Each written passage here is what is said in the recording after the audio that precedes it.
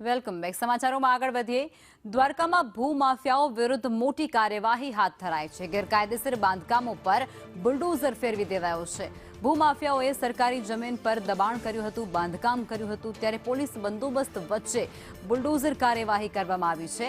અગાઉ પણ દબાણ દૂર કરવા માટે નોટિસ આપી દેવામાં આવી હતી, પરંતુ નોટિસનો યોગ્ય જવાબ ન આપતા આખરે કાર્યવાહી હાથ ધરાઈ છે. યાત્રાધામ દ્વારકામાં ફરી પાછું દાદાનું બુલડોઝર ફરી વળ્યું છે. કહી શકાય કે જે સરકારી જમીન હતી ત્યાં ગેરકાયદેસર જે ભવન ઊભું કરવામાં આવ્યું હતું.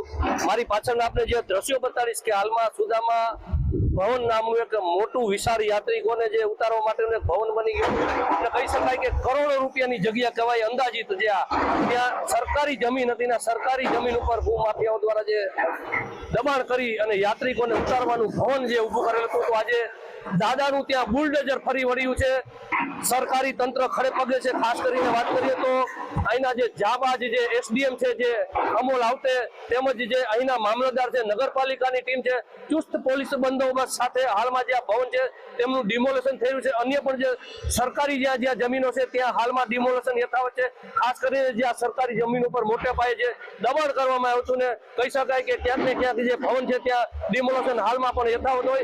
આજે દ્વારકામાં ફરી પાછું દાદાનું બુલડોઝર ફરી વળ્યું છે.